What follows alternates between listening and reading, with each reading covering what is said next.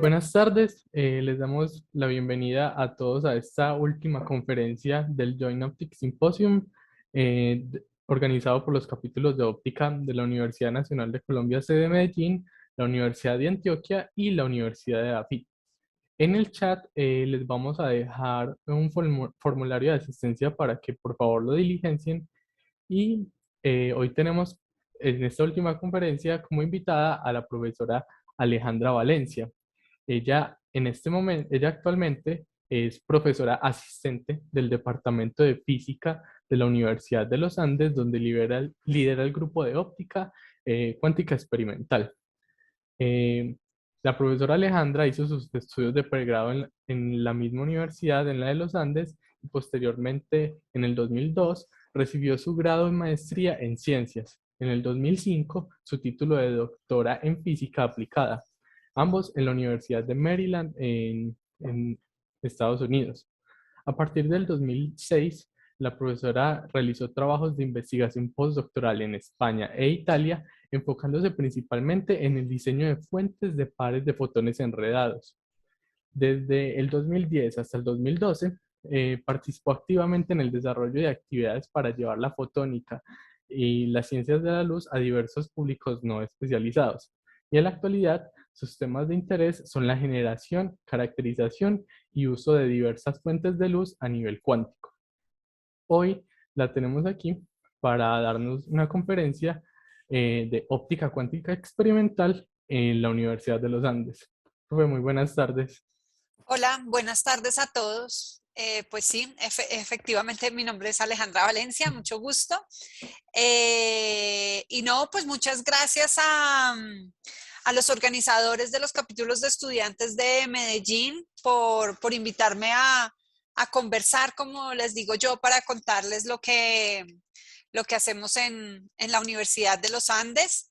Y pues siempre muy contenta. A mí me gustan mucho los capítulos de estudiantes. Me parece que es una iniciativa fantástica. Entonces, pues qué chévere que estén unidos estos tres capítulos en Medellín, y también de lo que he escuchado, como que este evento fue inspirado en otro evento que hicieron otros capítulos de estudiantes en Bogotá. Entonces, pues ojalá se cree más dinámica entre los capítulos y más ideas y actividades conjuntas, que eso siempre es chévere, ¿no? Es una manera de compartir lo que hacemos acá y conocernos, que eso es bueno.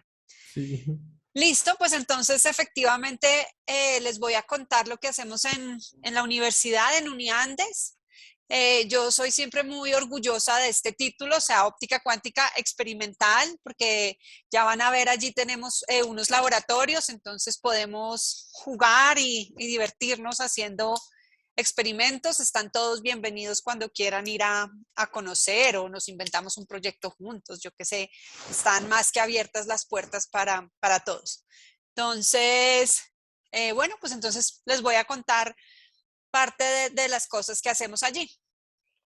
Entonces, como les digo, o sea, somos el grupo de óptica cuántica experimental. Yo, si quieren, puedo compartirles esta presentación luego, o igual si hacen en Google óptica cuántica Uniandes, ahí encuentran la página del grupo donde se pueden dar cuenta, pues, de las actividades que hacemos. Acá puse simplemente una foto. Entonces, pues los Andes está en la fría Bogotá. Claro que hoy de hecho hay solecito, y acá están las montañas. Por acá esto es Monserrate y Guadalupe, y pues los que no conocen el campus en los Andes está literalmente ahí metido en la montaña. Estos edificios blancos que se ven al fondo son parte del campus. De hecho, este acá de ladrillo también. Y por acá arriba y en la montaña está el edificio donde está el laboratorio de óptica cuántica, y pues justamente coloco esta foto acá pues como para enfatizar que les voy a hablar de experimentos que estamos haciendo, y que pues nos sentimos muy orgullosos de eso, y que pues ojalá crezca en Colombia más la comunidad de física experimental en óptica cuántica para discutir ideas. Entonces, en este grupo de óptica cuántica experimental, de hecho somos dos profesoras como liderando el grupo, la profesora Mayerlin Núñez, y pues yo, que como hemos dicho anteriormente, mi nombre es Alejandra Valencia. Y acá pues para que vean el campus de los Andes es muy verde, muy bonito, no tan calientico como los campus en Medellín, pero bueno, pero no, no, se está bien, creo que es bonito, entonces para que vengan todos a conocerlo. Entonces, como decimos, vamos a hablar de óptica cuántica experimental, lo que hace este grupo de trabajo de la Universidad de los Andes. Entonces, como que empecemos a entender qué son esas palabras. Entonces, yo no sé ustedes, pero al menos cuando yo como que oigo solo la palabra óptica, pienso en lentes, o sea, en gafas, en sí, no sé, tengo que ir a la óptica a que me cuadren las gafas, los lentes de contacto para graduarme bien, a que me ayude a ver mejor. Entonces, bueno, le viene a uno ahí algo con lentes y estas cosas.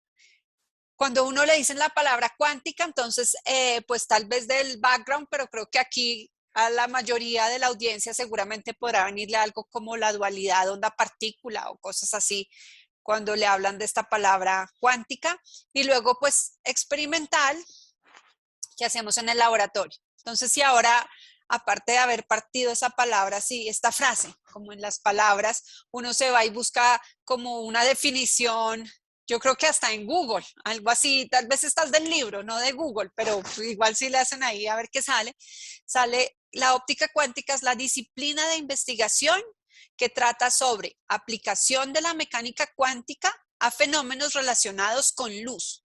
En ese sentido, a la óptica. Y no sé si ustedes seguramente han escuchado que ahora también se habla mucho de fotónica, como justamente tratando de que no se quede uno en la óptica que lo lleva a pensar en lentes, sino ahora es la luz el que es el protagonista, pero como en todas sus dimensiones, ¿en qué sentido? No sé, Internet funciona con luz, entonces Internet entra dentro de esta gran palabra fotónica. Entonces, en ese sentido son fenómenos relacionados con la luz y la mecánica cuántica para explicarlos.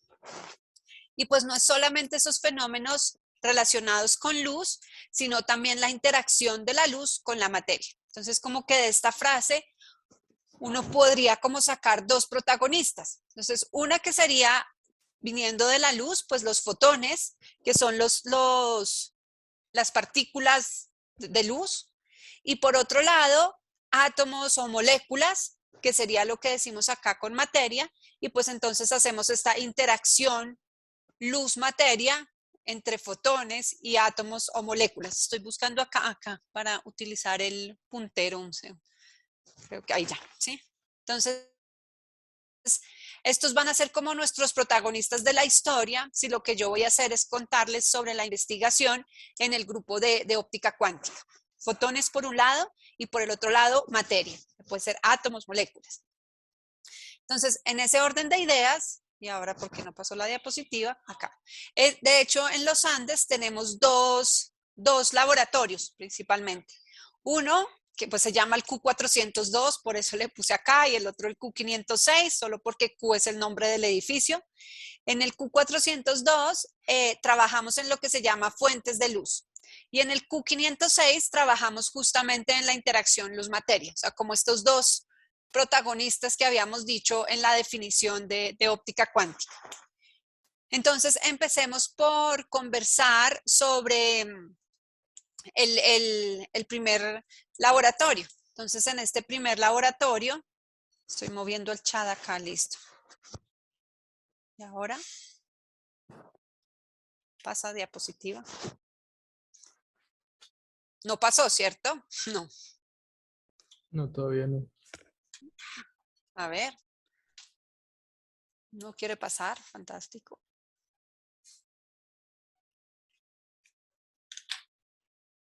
De pronto las flechitas de abajo. O Pero, tal vez, mejor ahí sí, porque con listo. el avanzar, listo, discúlpenme. Entonces, Aquí ya. para empezar a hablar de este laboratorio Q402, pero entonces miremos primero que en los últimos años efectivamente esta área de la óptica cuántica ha tenido bastante relevancia. ¿Y en qué sentido digo relevancia? Pues si nos paramos en pensar que le han otorgado muchos premios Nobel a personas que trabajan en la óptica cuántica, pues en ese sentido podemos decir que ha tenido relevancia. Entonces, en el 2005 dieron el premio Nobel a estos tres señores y en particular relacionado con la óptica cuántica, este señor acá a la izquierda, que se llamaba, porque murió hace creo que un par de años, o más o menos, Roy Glauber.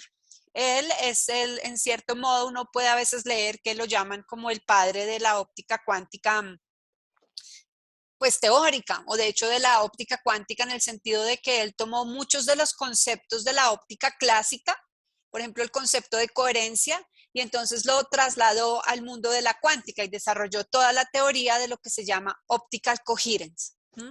Y bueno, estos otros dos señores no tan directo con la óptica cuántica, pero siempre con herramientas basadas en luz, ellos dos desarrollaron lo que se llaman las peinillas ópticas, pero pues en particular para mi discurso del día de hoy, pues me interesa Roy Glauber. Luego, en el 2012, volvieron a otorgar otro premio Nobel al área de la óptica cuántica al señor Serge Haroche, que es este de la izquierda, un francés, y a David Wineland, el de la derecha, que es un estadounidense. Y a ellos les dieron el premio Nobel. Acá pues podemos justo leer lo que dice en la página del Nobel.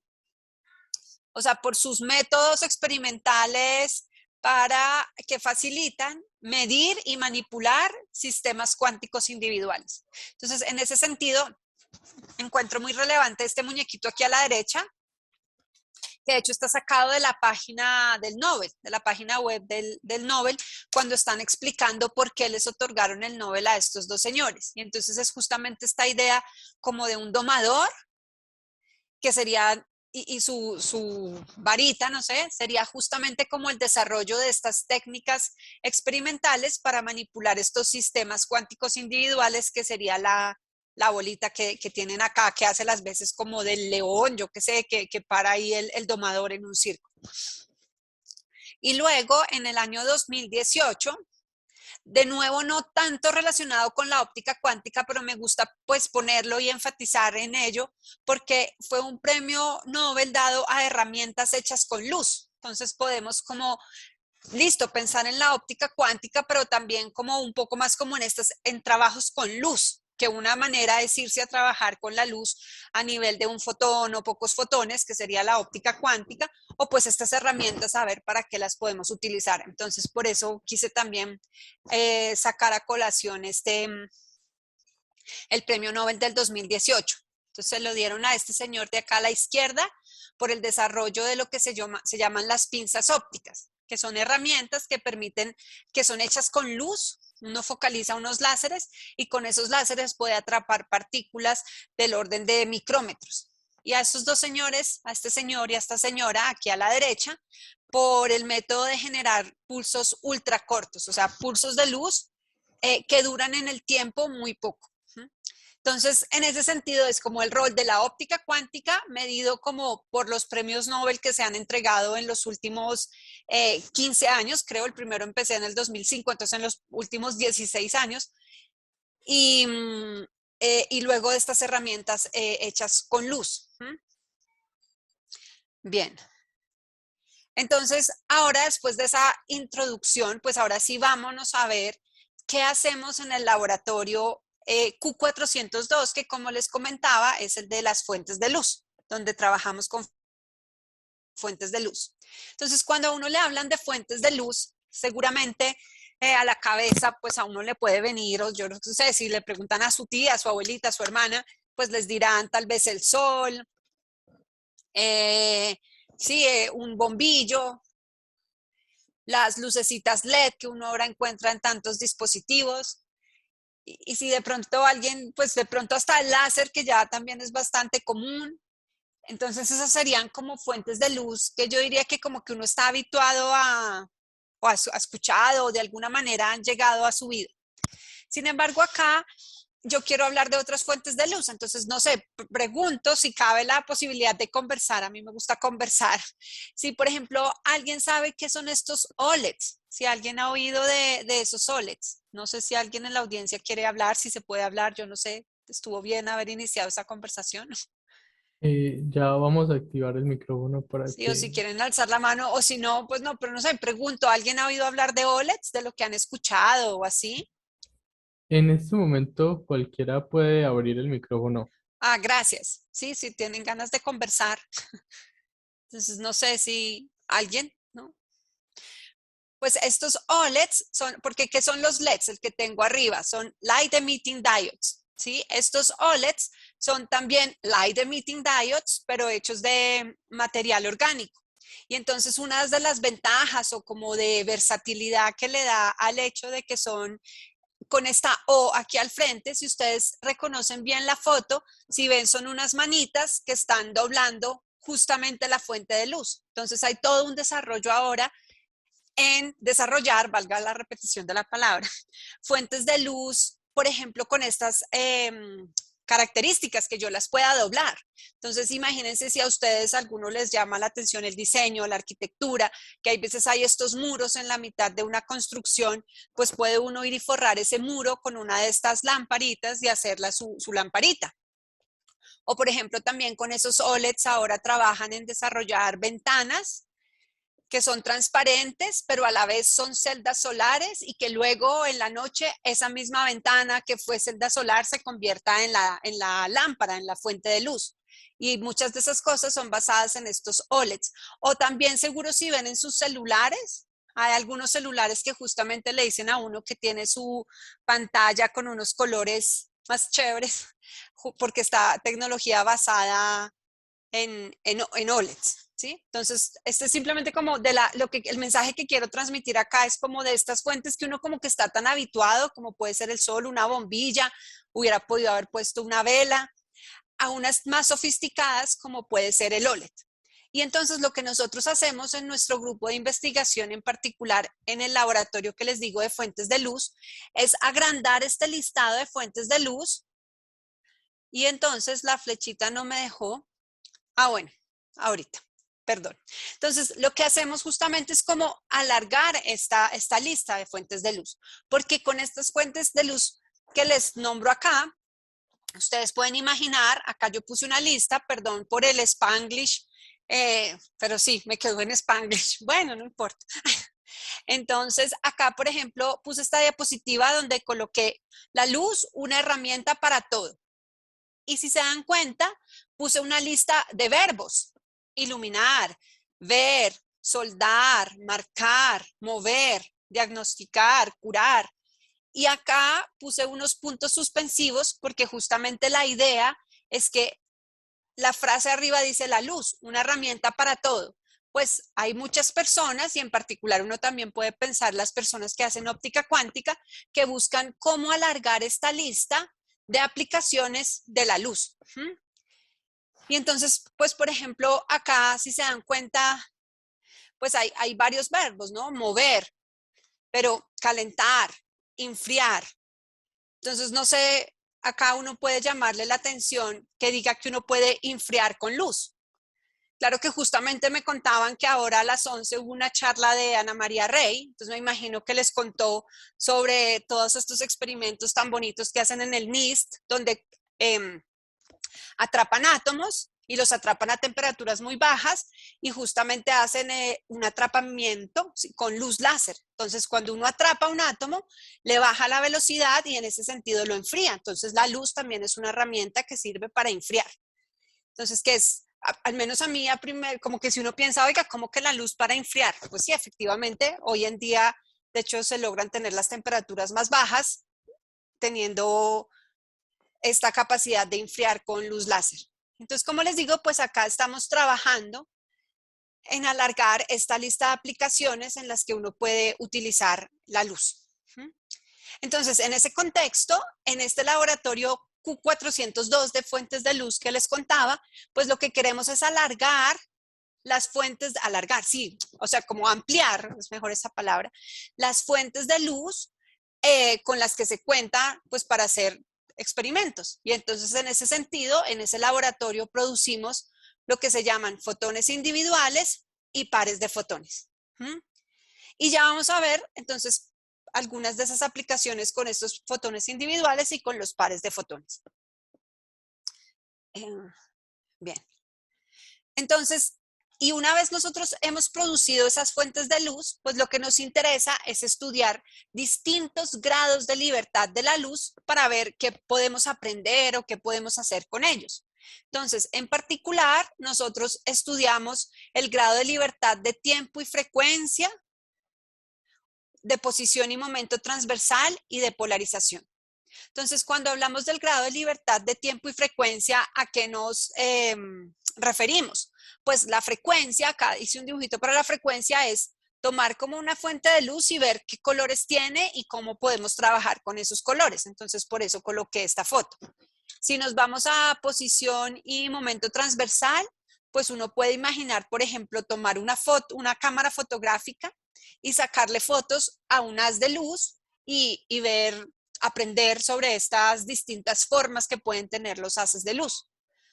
Otro grado de libertad que es la polarización, pues entonces uno puede ir y mirar, se acuerda por allá de su curso de electromagnetismo o de óptica, entonces la polarización está relacionada con la dirección del campo eléctrico y pues puede ser lineal, circular, entonces uno puede ir y jugar con polarizadores y aprender sobre las características de la polarización de la luz.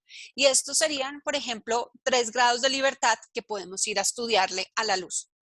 Entonces, si usted tiene, por ejemplo, una fuente de fotones individuales, si usted tiene acá su fuente, que yo la quise representar con esta cajita acá a la izquierda, y entonces ella va botando fotoncitos, que serían estas bolitas.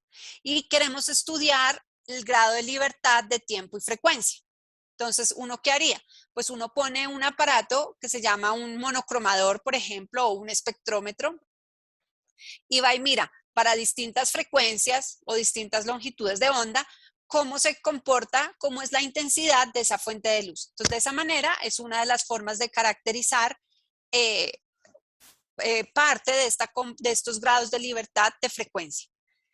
En posición o momento transversal, entonces yo les hablé posición antes, que es colocar una cámara y ver cómo la distribución de un haz de luz, pero uno puede mirar, así como aquí hablamos de frecuencia y tiempo, o sea, son variables conjugadas, en el sentido, no sé, de una transformada de Fourier. Yo le hago la transformada de Fourier y cambio del mundo de tiempo a frecuencia.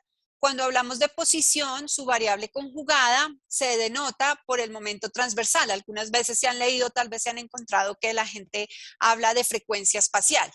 Entonces, estas dos variables, posición y momento transversal, son conjugadas una de la otra. La posición podría medirla, imagínense una cámara, y el momento transversal uno hace lo que se llama un sistema 2F, es una de las opciones para medir ese momento transversal. Entonces, así como para la frecuencia utilizó un monocromador y hizo este tipo de medidas, cuando quiere medir el momento transversal, utiliza uno de estos sistemas 2F y va y mira una distribución como esta que yo estoy mostrando aquí, que este Q sub Y sería simplemente el nombre que se le puso a este momento transversal. Y entonces uno observa cómo es la distribución de momentos transversales de la luz.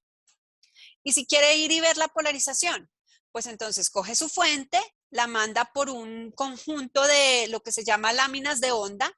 Acá láminas de onda cuartos o láminas de onda medio, que acá de nuevo pues por el inglés, quarter wave plate and half wave plate, y uno juega con esas láminas de onda y de esa manera puede caracterizar la polarización de una fuente de luz. Acá en particular uno está, si ya queremos pensar cómo utilizar el idioma de la cuántica, uno puede entonces, por ejemplo, medir la matriz densidad, porque sería un sistema de 2 niveles, horizontal y vertical, y entonces mediría la parte real y la parte imaginaria de esa matriz densidad utilizando estas láminas de onda. Entonces, de esta manera, tenemos una manera operacional, me gusta mucho esa palabra, van a ver, de pronto la repito mucho, o sea, de que cuando estamos hablando del grado de libertad de frecuencia, cuando yo digo operacionales, oiga, yo voy a la mesa óptica y ¿qué hago para aprender de ese grado de libertad? Entonces ese es el mensaje que quería transmitir con esta diapositiva. Como decirles, o usar el monocromador o el sistema 2F o láminas de onda de acuerdo al grado de libertad que usted quiera estudiar.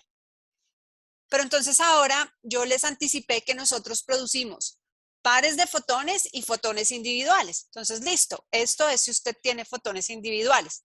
Pero si ahora usted tiene una fuente que le produce pares, o sea, ya no solo un fotoncito, sino pares de fotones, pues cómo va y estudia estos distintos grados de libertad. Entonces, lo que ocurre es que ahora cuando hablamos de pares, aquí puse ejemplo pares, pero en general hasta si habláramos de más partículas, pues entonces uno se pregunta, yo quería que apareciera esta palabra primero, es por las correlaciones, o sea, como qué relación hay entre lo que le pasa a una de las particulitas y a la otra, ¿sí? Eso es lo que nos va a importar mirar cuando estamos mirando pares o más de dos, más de uno, ¿sí? Acá en particular, esta cajita de pares de fotones que yo dibujé acá a la izquierda, pues el mecanismo que tenemos nosotros en el laboratorio, pero no es el único que existe, pero es el que tenemos ahora en el laboratorio, es lo que se llama el proceso de Spontaneous Parametric Down Conversion. Entonces, seguramente escucharán que voy a hablar del SPDC o del SPDC, que son simplemente las siglas de este proceso, el proceso de decaimiento paramétrico espontáneo con el que producimos los pares en el laboratorio, que es, usted tome existen unos materiales particulares que se llaman un material no lineal, acá son unos cristales no lineales, por eso está escrita acá esta letra Chi2, que quiere decir que es la susceptibilidad de segundo orden. Este material, cuando yo le mando luz potente, por ejemplo, de un láser, ¿sí? Estos efectos ópticos no lineales justamente empezaron a tener auge después del desarrollo del láser en los años 60, porque ya había suficiente potencia para activar esa susceptibilidad de segundo orden para que se vieran sus efectos. Entonces, este es uno de esos procesos. Uno manda un láser de bombeo, en inglés se llama el pump, a este cristal y ocasionalmente, porque es un proceso bastante ineficiente, alguno de los fotoncitos del bombeo se divide en dos. Y por razones históricas, ellos se llaman Signal y Idler. Esos son los nombres que tienen esos dos fotoncitos. Entonces, esta es la fuente de fotones que vamos a utilizar para producir pares. Y cuando nos preguntamos por sus distintos grados de libertad, pues miramos a correlaciones. ¿Y cómo vamos y medimos esas correlaciones? Pues entonces ahora haga más o menos lo que hizo con un fotón, pero entonces coloque dos monocromadores, uno para cada fotoncito, o dos sistemas 2F, o dos conjuntos de láminas de onda, y vaya y mida correlaciones. Entonces, ¿qué quiere decir, por ejemplo, estas correlaciones en este caso de la frecuencia? Pues usted fija qué longitud le mide a un fotoncito con un monocromador, y para esa frecuencia fija, va y mira cuáles son las frecuencias del otro y va repitiendo este proceso. Entonces, por eso uno puede generar esta matriz que yo dibujé acá.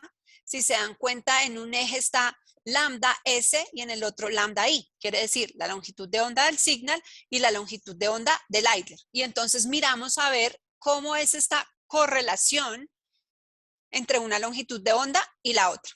Y yo puedo repetir el mismo proceso, pero ahora en vez de usar el monocromador y mirar la frecuencia, pues ir y mirar la relación entre los momentos transversales. Entonces, acá debía haberse llamado Q para seguir la notación de la diapositiva anterior, pero pues me imagino que sabrán que entonces uno coge una gráfica de un paper y la otra de otro paper y no ha usado el mismo nombre. Pero acá este Q moñito, y este X moñito y este X moñito corresponderían a lo que yo les había comentado, que le dábamos el nombre Q, que correspondía a la variable momento transversal. Entonces, de nuevo, fíjense, se crea esta gráfica, esta matriz, donde entonces uno puede aprender sobre las correlaciones de ese momento transversal. Y ahora con los conjuntos de láminas de onda, pues ¿qué ocurre? Que ya ahora no va a tener una matriz de 2 por 2 como en la diapositiva anterior, sino que va a tener una matriz de 4 por 4. Y entonces mirando distintas combinaciones de esas láminas de onda, pues puede ir y reproducir la matriz densidad, ¿sí? Entonces, a esto es algunas de las cosas a las que podemos jugar en el laboratorio y aprender sobre los grados de libertad de la luz. Entonces, acá simplemente quería mostrarles una foto de cómo se ve en el laboratorio esta fuente de pares. Entonces, acá simplemente volteé el dibujito de la otra diapositiva. Si ven, está el bombeo, el cristal, que se caracteriza por este Chi2, los fotoncitos Signal y los fotoncitos Idler. Entonces, si ven acá en esta foto, acá vendría el bombeo, en estas cositas que tienen como unos stickers como verde fosforescente, parece. Ahí está montado el cristalito, que es un cubito de, no sé, 1 milímetro por 1 milímetro por 1 milímetro. Acá justamente hay un zoom de esta montura que está acá como en amarillito, y ahí adentro está este cubito, un cubito transparente, donde ocurre este proceso no lineal. Y entonces salen el Signal, el Idler y llegan a estas cosas negras grandototas que hay acá, que es lo que se llaman acopladores de fibra óptica, porque ahí entra la luz, se mete en este tubito amarillo que ven por allá atrás, que son las fibras ópticas, y pues para eso que les muestro ahí, pues ya van a los detectores y ustedes pueden contar los fotoncitos que están saliendo de su proceso. ¿Sí? Entonces, esta es la manera en la que producimos estos pares de fotones en el laboratorio. Y acá, esto es porque, miren, es justo lo que les mostré en la otra diapositiva de este proceso. Luego, esos son pares, bien chévere, pero yo les dije que también producíamos single photons, o sea, fotoncitos individuales. Entonces, ¿uno cómo prepara esos fotones individuales? Entonces, de hecho, lograr preparar fotones individuales, hay muchas personas en el mundo interesadas en poder tener esa fuente, porque si logras tener un fotón individual, puedes en él codificar qubits y hacer tareas de computación, por ejemplo. Entonces, pero tú quieres tener lo que se llama como una pistola de fotones, que tú espichas un botón y cada vez tienes exactamente el mismo fotoncito. Pero eso es complicado y es lo que se llamaría, de nuevo, volviendo al Spanglish, un single photon on demand. O sea, cuando tú quieres, tienes tu fotoncito. Entonces, eso es complicado. Lo que tenemos en el laboratorio es que aprovechamos este proceso de Spontaneous Parametric Down Conversion, o sea, que nos produce pares, y esos pares se generan al mismo tiempo, se puede decir. Entonces, aprovechamos esa característica de estos pares y ¿qué hacemos? Le colocamos un detector, esto quiere decir un detector, este muñequito aquí blanco con el bordecito negro, le colocamos un detector a uno de esos fotones.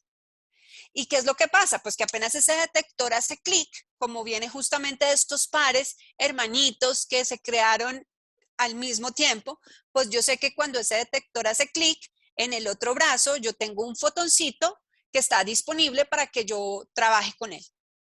Pero entonces este no es un single photon on demand. Este sería un single photon, un fotón individual anunciado. Porque yo únicamente sé que tengo un single photon cuando he tenido un clic en el detector. En ese sentido son anunciados.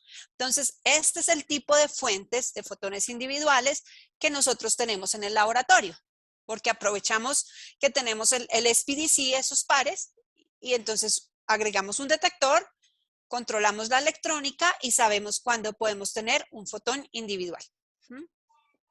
Y acá de nuevo entonces les muestro la foto. De hecho aquí hay otra configuración del SPDCS porque se puede poner en distintas configuraciones que los dos fotoncitos salgan derechitos en un camino o separados como les mostraba en el otro. Acá entonces tenemos el bombeo, que es esta línea morada y golpea acá el cristalito, ahora está acá en esta monturita negra y de ese salen los dos fotoncitos derechitos, el Signal y el Idler. Los divido con lo que se llama un divisor de haz y mando uno a un detector por acá a la derecha y cuando ese detector hace clic, pues yo sé que aquí derecho, entrando de nuevo a mi acoplador de fibra, al que los captura, sé que tengo un fotoncito. Entonces, de esa manera, por eso es que les digo que en el laboratorio tenemos esas fuentes. Acá a mí me gusta decir, si ustedes se dan cuenta, en el laboratorio está pues la mesa óptica y luego eso es como un Lego. Todas estas cositas negras son como un Lego costoso en donde se colocan los espejos, los lentes, los materiales ópticos que se necesite para trabajar. Entonces, bueno, si ya tenemos esas fuentes y hemos aprendido que también sabemos cómo operacionalmente aprender sobre los distintos grados de libertad de la luz, pues entonces podemos irnos a ver qué hacemos con eso. Y si la diapositiva me deja pasar acá, entonces yo les cuento que pues no solo lo que hacemos nosotros, pero en general tener esta capacidad de tener estos pares de fotones o estos fotones individuales, pues tiene consecuencias, si quieren, fundamentales relacionadas con nuestro entendimiento de la naturaleza y consecuencias en cuanto a desarrollar aplicaciones. Entonces, en cuanto a nuestro entendimiento de la naturaleza, resulta que esos pares de fotones que se producen en ese proceso SPDC que les conté, vienen en un estado que se llama un estado enredado, ¿sí? Y este enredamiento, este concepto de enredamiento que quise ilustrar acá con este muñequito, pues fue un concepto que, no sé, empezó a discutirse desde la época en que nació la cuántica, de hecho, más que todo como desde 1935, diría yo, que salió un paper que se llama el EPR paper de Einstein, Podolsky, Rosen, y en esta foto entonces está la discusión entre Einstein y Bohr sobre este enredamiento, si de verdad era posible en la naturaleza o no. Pero entonces en esa época era un discurso más que todo, o sea, en parte filosófico, y estaban las matemáticas, pero no había un experimento para unas fuentes de pares de estas partículas que uno pudiera probar que estuvieran enredadas o no. Entonces, como hasta finales de los 60 o 70, que con transiciones atómicas lograron hacer los primeros experimentos en donde de alguna manera lo que se hace es violar algo que se llama la desigualdad de Bell, y si esa desigualdad se está violando, entonces es que existe este enredamiento con lo que eso implica, y si no se viola, pues no. Entonces, en los años 70 empezaron a hacer esos primeros experimentos con estas fuentes atómicas. Y luego, ya por allá en los años 80, apareció el proceso de SPDC que yo les comenté, pero que tiene una ventaja, y es que es muy conveniente, porque las fuentes de luz que salen de las fuentes atómicas salen como para todos lados. En cambio, en estas fuentes de espontáneos parametric down conversion, como yo les mostré en las diapositivas anteriores, la luz sale direccional. Si tú sabes todas las características de tu proceso no lineal, sabes dónde poner tus detectores, entonces es muy conveniente. Entonces, luego pues ya es casi como rutinario en experimentos de óptica cuántica, si interesa, pues mirar estas fuentes de SPDC y comprobar si que se viola esta desigualdad. Entonces, estos son unos de los primeros experimentos que hacíamos cuando estábamos pues casi que pues incipiente el laboratorio. Entonces, justamente hicimos un experimento en donde hicimos una violación de la desigualdad de Bell, y ese experimento es pues bien bonito, además porque lo hicimos como en el contexto también de que fuera educativo. Entonces se utilizó por un tiempo en los cursos de óptica cuántica. Los chicos podían ir al laboratorio y ver de qué era que se trataba en la mesa óptica estas violaciones de la desigualdad de Bell. Entonces, pues justamente algo de mediciones que hemos hecho relacionado con consecuencias fundamentales de nuestro entendimiento de la naturaleza. Bueno, acá puse este fantasmita, pues porque en estas discusiones de Einstein y Bohr, justamente cuando hablaban de este concepto de enredamiento, Einstein se refería a él como la spooky action at a distance, donde spooky es como fantasmagórico. Entonces, por eso estaba ese fantasmita ahí. Ahora, en cuanto al desarrollo de aplicaciones, pues la posibilidad de tener este enredamiento permite, entre otras cosas, lo que se conoce como teleportación. Entonces, acá simplemente pues quería contarles al respecto. Entonces, esta teleportación, desde que se pudo hacer por primera vez en 1997, de hecho fue el primer experimento que hicieron, donde teleportaron un estado de polarización de un fotón. Entonces luego empezó, a mí me gusta decir que eso es casi como como buscando un Guinness Record, a ver quién lograba mandar estos dos fotoncitos más distantes y probar que se violaban las desigualdades de Bell. Entonces se empezaron a ver experimentos, por ejemplo, en Viena, donde hay un grupo muy fuerte en óptica cuántica, en donde mandaban esta luz en una fibra óptica que iba por debajo del Danubio. Luego lo hacían en espacio libre, luego por allá en las Islas Canarias, separadas 140 kilómetros, y acá hace... en 2017, desde un satélite, enviaron fotoncitos a dos lugares en la Tierra que estaban separados por 1200 kilómetros, y entonces van mirando estas propiedades de estos fotones enredados. Y a lo mejor, para lo que yo sé, creo que este es lo que sería el Guinness Record hoy en día de mirar estas propiedades de estos fotones enredados. Entonces, y la capacidad, o sea, puedes hacer esta teleportación, y eso porque importa para cuando estaba hablando de aplicaciones, ¿no? Yo aquí les dije, ahora déjenme hablarles de aplicaciones. Entonces, por ejemplo, si uno logra tener esa capacidad de hacer teleportación puede producir sus fotoncitos individuales, pues puede pensar en hacer procesamiento de información cuántica. Entonces, está todo pues ligado de esta manera. Con estos fotones individuales que les comenté, pues justamente uno logra tener un fotoncito que sería lo que se llamaría un estado, usando la terminología de la óptica cuántica, pues un estado de Fock n igual a 1. Y la idea es que ese fotoncito individual, y si yo logro tener esa tal como pistola de fotones que yo les digo que me produce cada vez que yo espicho un botón, el mismo fotón, pues ahora yo en estos fotoncitos puedo codificar información, por ejemplo, en la polarización, pero también puedo codificar información en la frecuencia o en las variables espaciales, en esos distintos grados de libertad que yo comentaba. Acá quise poner el ejemplo con la polarización, escribí 0, 1, la polarización sería horizontal, vertical, pero la idea es que es un sistema de 2 niveles. Entonces logramos, con estos fotoncitos se logran crear los qubits. Y si uno tiene este qubit, pues tiene muchas ventajas al realizar computación comparada con el bit, porque justamente este qubit es la superposición de este 0 y este 1. No es que tú tengas el 1 o el 0, tú tienes las dos cosas, que es justamente esta superposición cuántica, pues que abre la posibilidad a muchas sí, aplicaciones en cuanto o a la computación cuántica como tal. Ahí yo veo que en el chat hay una pregunta. Dicen, ¿el protocolo de entanglement swapping lo ha podido realizar en Uniandes? Pues la verdad no lo hemos intentado, o sea, no ha estado como dentro de nuestro interés.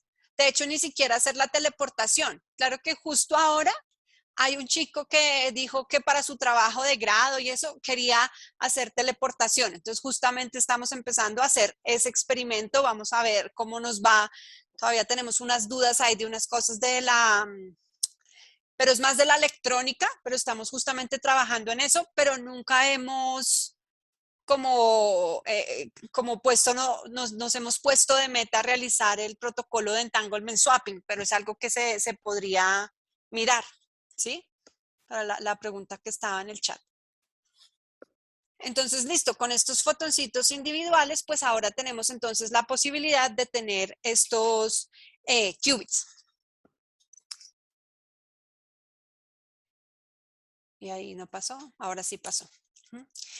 Entonces, por ejemplo, bueno, pues utilizando estos distintos grados de libertad, entonces en el laboratorio lo que sí hemos hecho es utilizándolos ir y aprender sobre fenómenos de decoherencia de qubits, que es una temática muy importante al momento de pensar en aplicaciones, porque siempre que ustedes tengan su sistema cuántico y quieran realizar con él alguna operación, ese sistema cuántico va a tener que relacionarse con el ambiente, va a interactuar con ese ambiente y puede perder su coherencia, lo que se llama decoherencia.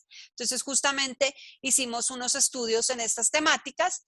Y por otro lado, hemos trabajado en la implementación de protocolos de distribución cuántica de llaves. Eso sí, lo hemos hecho en el laboratorio.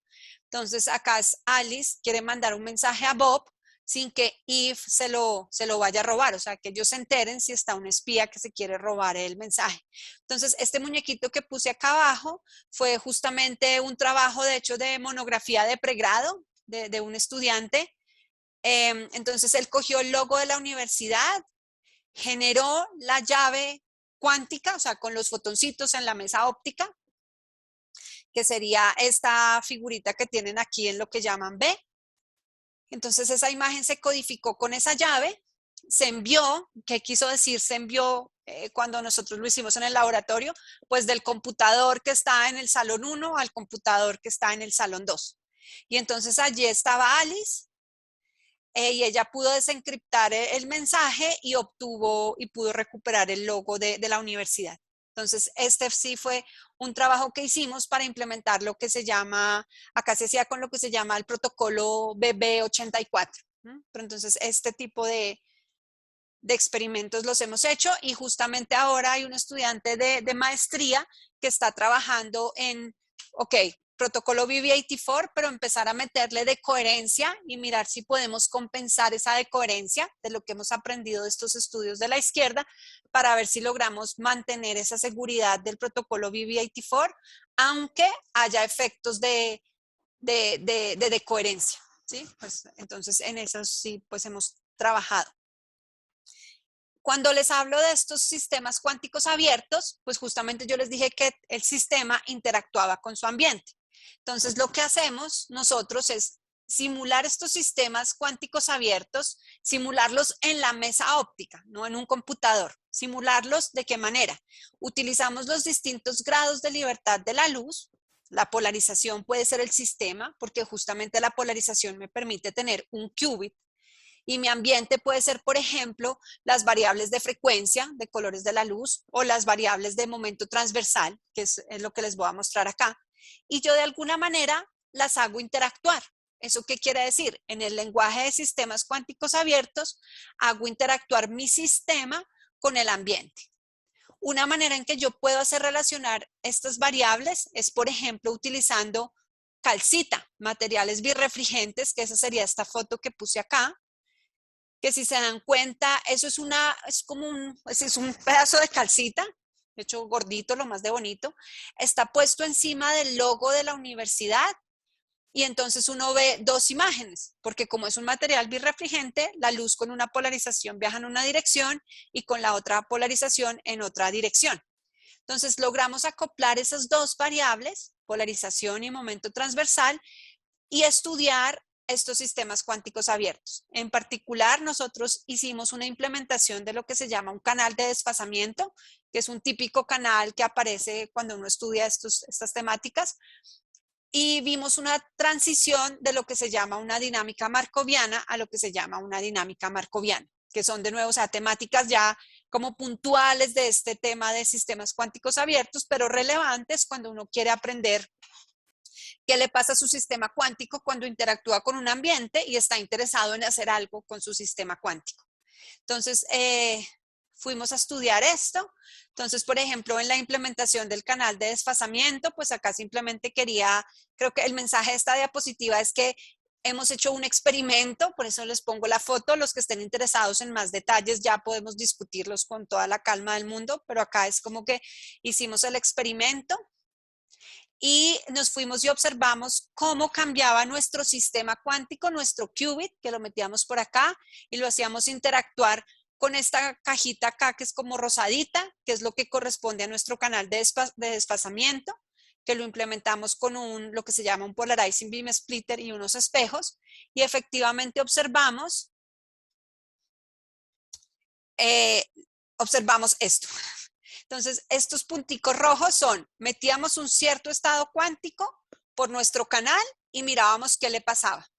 Lo que pasa es que la diferencia entre la gráfica de la izquierda y la gráfica de la derecha es que aumentábamos ese acoplamiento entre el sistema y el ambiente. Entonces, la primera bolita es cuando no interactuaban. Entonces, tengo mi sistema cuántico, que serían estos punticos rojos o cualquiera de esos punticos azules en la esfera de Bloch, eso se llama la esfera de Bloch, y ellos se quedan en esa superficie de la esfera. Pero a medida que yo empecé a aumentar la fuerza de acoplamiento entre el sistema y el ambiente, veo que mis punticos rojos empiezan a irse hacia la mitad de la esfera, como una elipse apichurrada. Eso quiere decir que hay decoherencia, porque mis estados ya no están en la superficie de la esfera de Bloch, y de hecho la gráfica de acá abajo de las 4 esferas es lo que uno espera teóricamente de un canal de desfasamiento. O sea, si ustedes se van y abren el libro de sistemas cuánticos abiertos, encuentran que un canal de desfasamiento lo que le va a hacer a sus estados cuánticos es que a medida que aumenta el acople entre el ambiente y el sistema, esos estados, su sistema se va a volver mezclado o que se va a ir hacia adentro de la esfera de Bloch. Y entonces justamente nosotros pudimos comprobar eso en la mesa óptica y por eso es que les quería contar que habíamos implementado un canal de desfasamiento en el laboratorio. Lo otro en este mensaje de los sistemas cuánticos abiertos estaba la transición de una dinámica markoviana a una dinámica no markoviana. De nuevo, la foto de mensaje de que es un trabajo experimental Y lo que ocurre en este caso es que de nuevo miramos esa interacción del sistema con el ambiente. Pero si ese ambiente, resulta que si uno logra lo que se llama, el término es estructurar el ambiente, o sea, darle unas formas determinadas, ya trato de explicar un poco mejor. Uno puede observar que si su ambiente no tiene ninguna estructura, su dinámica es markoviana. Pero si su ambiente tiene estructura, su dinámica es no markoviana. Entonces, acá, por ejemplo, si ustedes observan estas gráficas, recuerda, acá sí estoy utilizando la letra Q que dije al inicio de la presentación que era el momento transversal. Cada una de estas gráficas me está representando el ambiente, una característica del ambiente.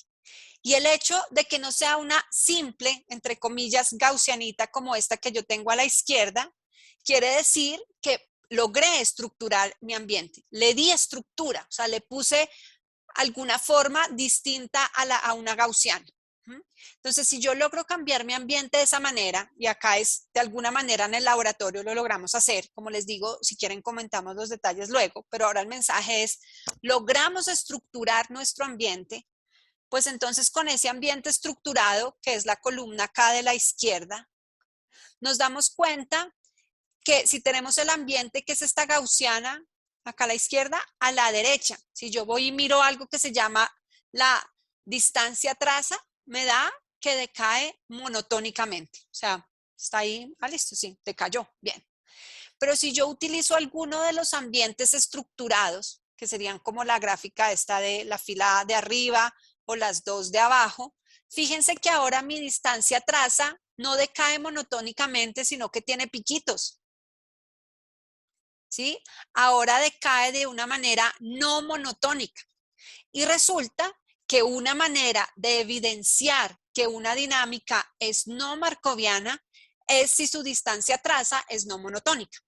Entonces, en ese sentido, de estos resultados que les muestro acá, pues hemos observado que efectivamente, o sea, fuimos capaces de simular con los distintos grados de libertad la transición de una dinámica markoviana a no markoviana cuando estructurábamos el ambiente.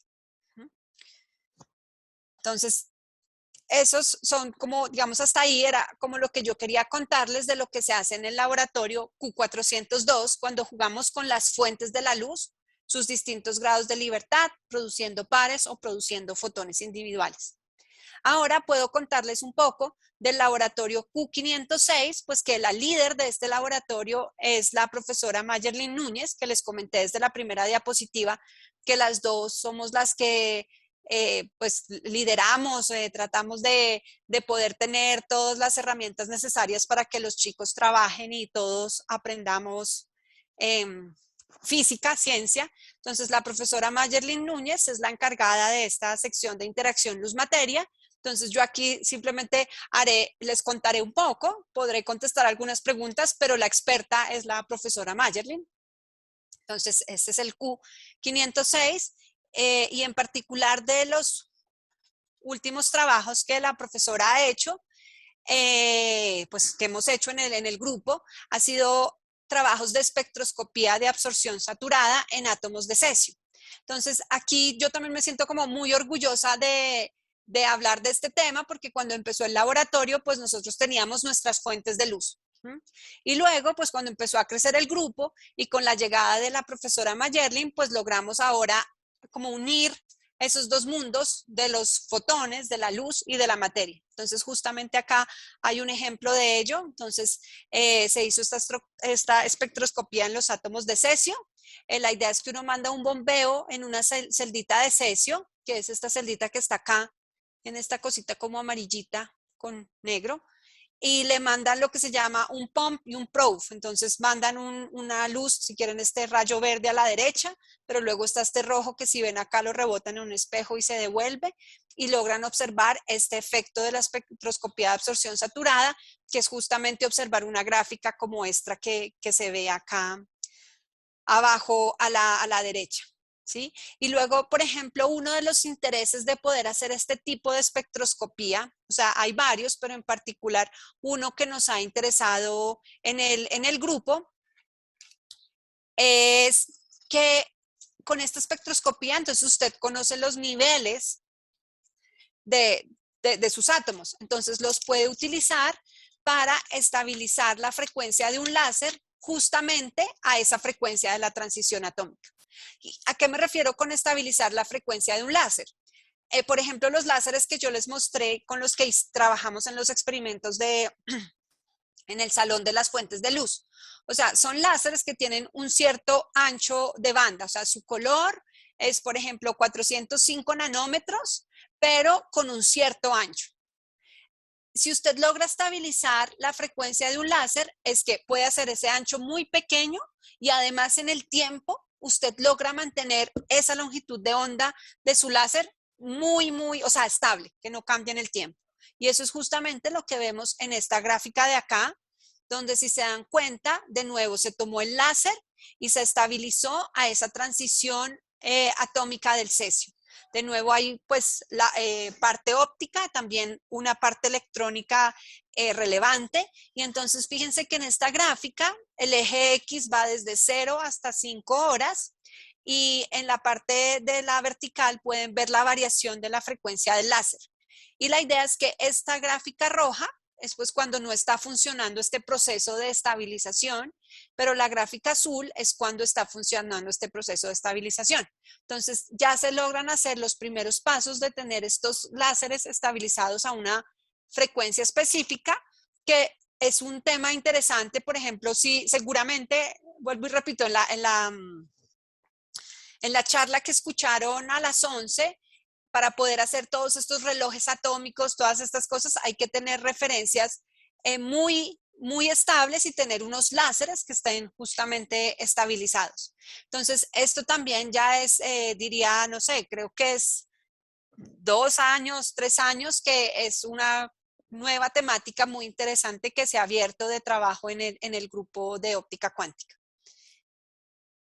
Y entonces, luego, uno de los temas que estamos bien interesados ahora en trabajar es en relación a interacción luz-materia, es absorción de 2 fotones, pero de hecho de 2 fotones, tanto si están enredados como si no están enredados. Entonces, por ejemplo, uno de los estudios preliminares que hicimos en esta dirección fue justamente producir los pares de fotones con el proceso de SPDC y mandarlo a algunas moléculas y observar en coincidencias, es decir, contando pares, cuántos pares se comían esas moléculas, o sea, cuántos pares absorbían. Entonces, de esa manera estudiamos, este es de nuevo el montaje experimental para enfatizar que es un experimento.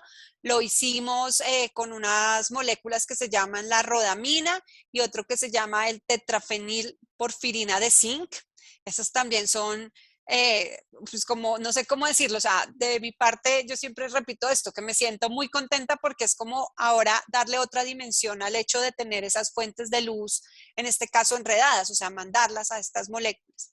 Y pues observamos que efectivamente hay esta two photon absorption de entangled photons, lo que se llama entangled two photon absorption, uno ahora lo lee como ETPA. Y entonces de esta manera empezamos a hacer este trabajo de unir como estas dos, o tener justamente la interacción radiación-materia. Y pues entonces, entre otras de las uniones de estos dos laboratorios, es entonces ver si logramos aprender, es lo que estudiamos ahora, sobre espectroscopía cuántica, o sea, cómo utilizar ya sea esos pares de fotones, esos single photons, para hacer espectroscopía. Y creo que con esto, hasta ahí, quería como contarles lo último que hacemos en nuestros trabajos recientes. Sin embargo, hay un trabajo que a mí me gusta mucho y entonces a mí siempre me queda en la cabeza como uno que más podrá hacer en esa dirección y pues por eso yo lo quise poner acá. ¿Sí? Entonces pero ya hace esto, fue creo que en 2017, o sea, ya hace bastante, pero pues digo, quedó ahí, a ver acá, ¿en qué año está? Sí, 2017. Entonces lo que hicimos, si ven acá dice, o sea, a 3D Printed Toolbox for Optomechanical Components. O sea, lo que hicimos acá en este proyecto fue que compramos una impresora 3D, de hecho una impresora 3D que las hacen acá en Colombia, es una marca, las hacen en Santa Marta. Me acuerdo que este modelo se llama una impresora Tairona. Entonces la compramos y lo que hicimos con Luis José Salazar y Juan Pérez Torres, sobre todo, o sea, Luis José Salazar, él cogió, todo esto está open access, lo pueden ver en internet, todas las figuritas, todo. Entonces, diseñar e imprimir, pues, espejos, monturas, todas estas, el Lego este costoso que yo les dije del laboratorio. Y la verdad, logramos hacer yo creo que un buen trabajo, está publicado acá en esta revista. Entonces, por ejemplo, acá está el montaje de un interferómetro de Michelson.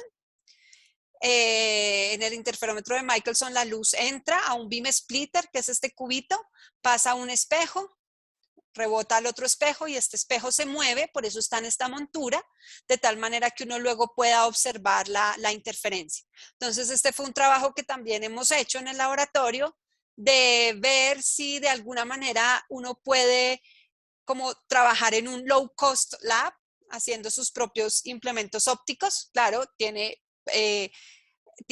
aspectos negativos, digamos, ¿en qué sentido? Si para usted es muy importante que la temperatura no le dilate sus piezas, pues este material no le va a funcionar, pero hay para otras cosas donde uno no necesita como, no sé si la palabra sea como ir a tanta precisión o así, y puede funcionarle estos elementos de tal manera que uno puede hacer un low cost lab. Entonces acá pues tenemos este artículo, pero quise poner esto porque, por ejemplo, lo que hicimos en ese artículo fue también poner como una tabla de a cuánto le salían por ejemplo, acá era hacer una montura de estas de espejo. Entonces le salía a este precio, 13 euros, en 2017, pero igual es bastante más económico que si uno compra ya estas piezas de las empresas que los hacen. Entonces ese era, creo que acá lo mismo, como esta plataforma traslacional, ¿sí? Que se mueve y entonces salía 33 euros. Y también si uno va y mira en las compañías, pues sale mucho más caro. Entonces, me parece que fue un trabajo bien bonito y que puede ser tal vez si uno quiere empezar a hacer su laboratorio, a jugar, pues yo la verdad veo que puede ser una manera eh, de buen precio, buena calidad para empezar.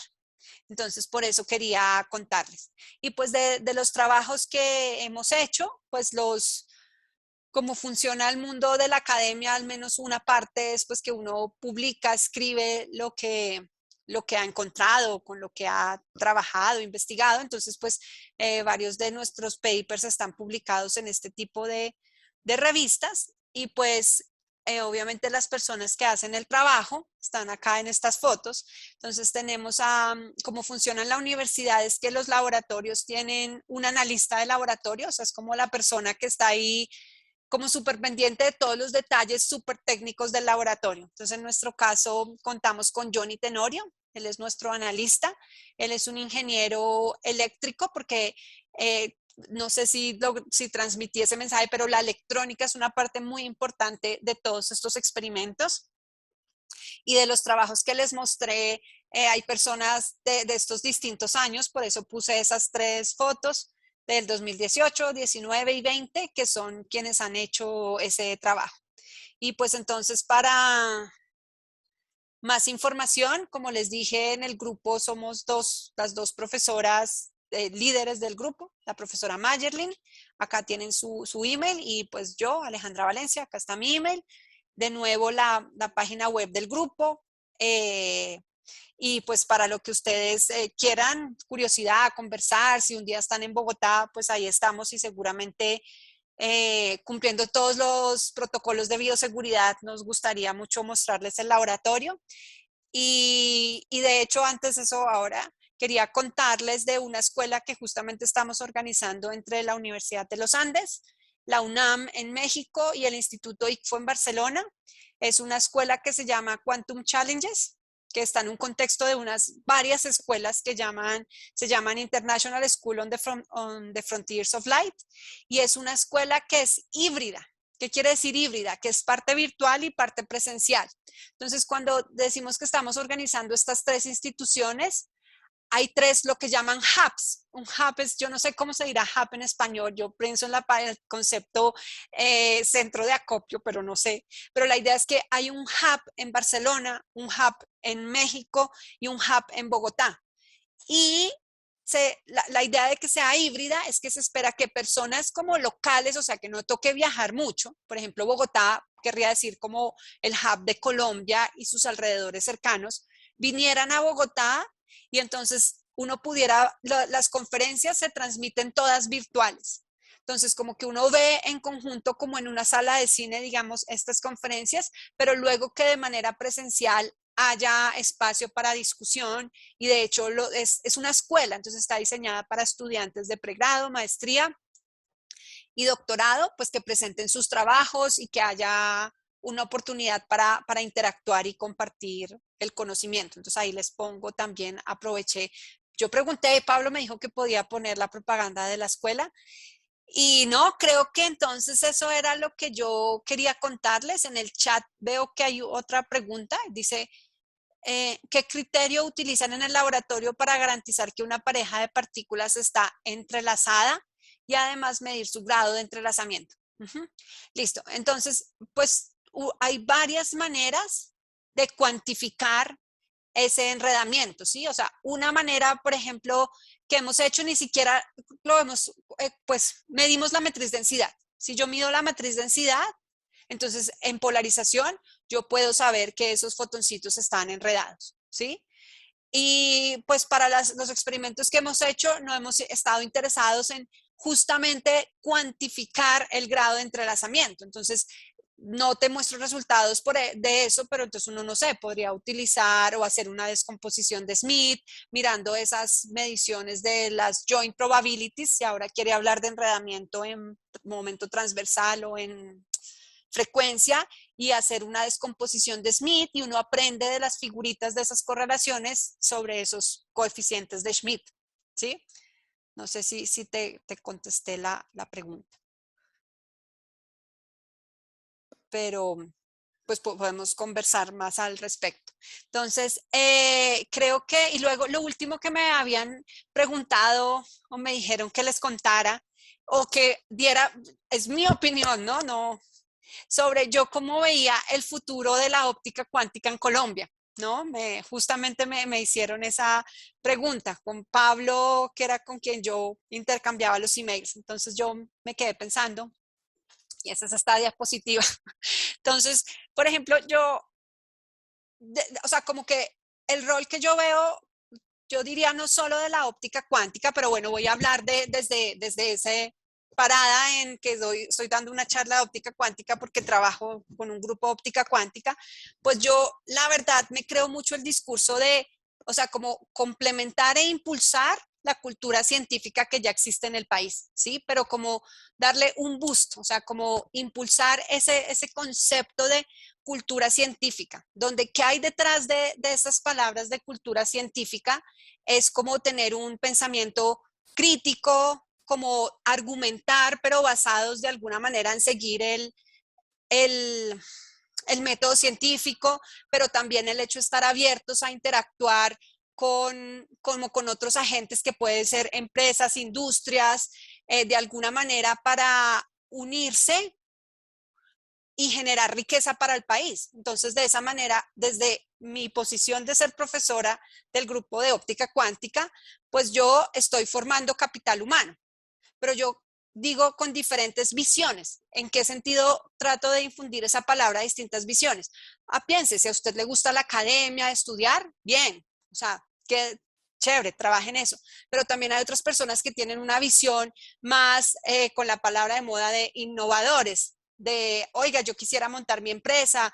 Entonces, tratar de generar como un ambiente donde pudieran interactuar esos distintos agentes y en ese sentido generar riqueza y mejorar la vida en el país, ¿sí?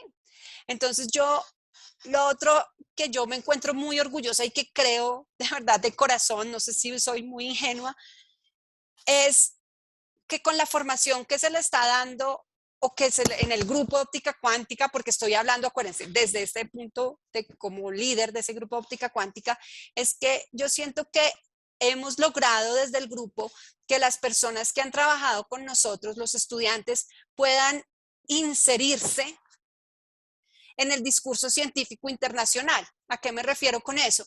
Como que hemos logrado ir a conferencias y los chicos que, pues hablo de los chicos que trabajan conmigo, logran y hablan con los científicos del Max Planck, yo qué sé. Entonces yo creo que en Colombia hay mucha capacidad ahora de formar desde todas las universidades, también todos los profes también que veo que están ahí en el público. O sea, estamos formando a nuestros estudiantes y ya el hecho de que ellos logren inserirse en ese discurso científico internacional lo encuentro valioso y que es de donde que nosotros podemos continuar haciendo eso desde la óptica cuántica.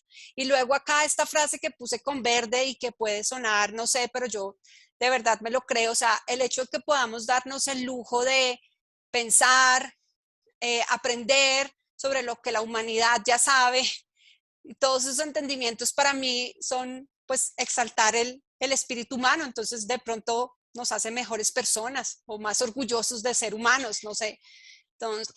Entonces eso fue lo que se me ocurrió. Seguramente estoy lejos de escribir un discurso, yo qué sé, que tenga que presentar a un panel político o algo así, pero estas eran como las palabras y las ideas que me salían.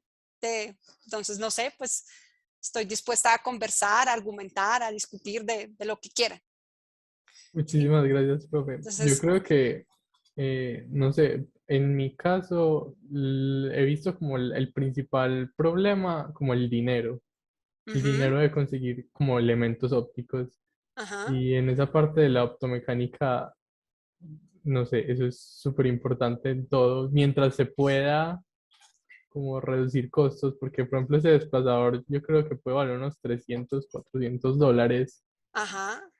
Pero listo, pero digamos una opción para empezar, ¿no? Pueden ser estas impresoras 3D. O sea, listo, usted tal vez no va a poder hacer el interferómetro más estable que compita con los interferómetros del NIST, pero si estamos empezando a aprender interferometría, tal vez puede ser una manera de empezar. No sé si soy muy ingenua, pero yo lo veo así. Y nosotros hicimos nuestro interferómetro, logramos tomar medidas, haciendo todo esto, ¿sí? Con estas impresoras 3D. Entonces, o sea, entiendo esto del dinero, sí. O sea, estamos en Colombia, No, y por ejemplo, la pero divulgación científica. ¿la qué? Perdona. En el caso de la divulgación científica, uno no se va a llevar un interferómetro para un colegio, por ejemplo, de Ajá, un laboratorio, pero uno de estos, sí, no claro. sé, más posible. Sí, más que aquí se te daña una pieza y tú simplemente vas y la vuelves a imprimir. Ajá, Acá está la sí, impresora, es esta acá a la derecha, esta cosita roja ahí que se ve más o menos. Esa es la impresora y lo que les digo también era, me acuerdo que nosotros hasta cuando escribimos el artículo y todo, o sea, estábamos muy orgullosos que era industria colombiana.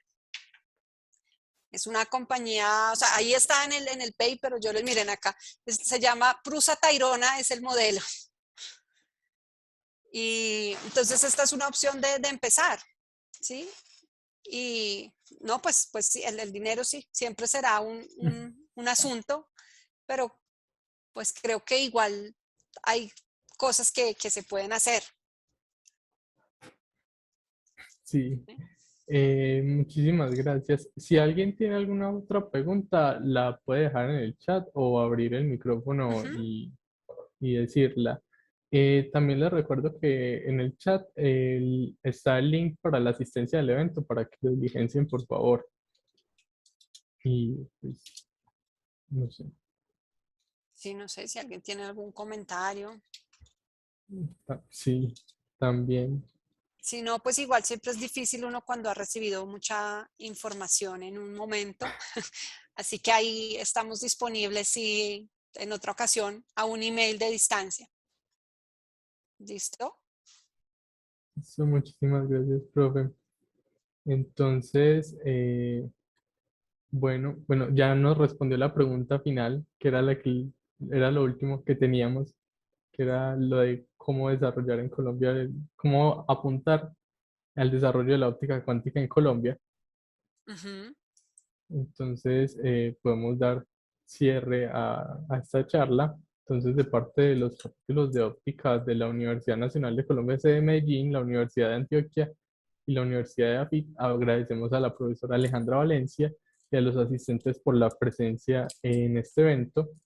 Esta era la última charla, pero a las 4 tendremos una actividad de reunión con los participantes, sobre todo con los capítulos estudiantiles, para discutir este tipo de actividades, porque como hablábamos ahorita con la profesora antes de ingresar a la charla, son iniciativas que nos gustaría seguir eh, proponiendo, de tanto unión en capítulos, tanto en Medellín como en Bogotá, como en toda parte del país, y también internacionales, porque somos una red y como ya digo, es cooperación entre todos.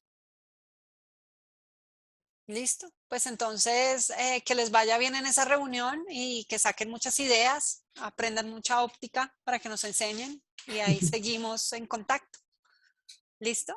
Muchísimas gracias, profe. Gracias a todos por la atención y que estén muy bien. ¿Listo? Igualmente.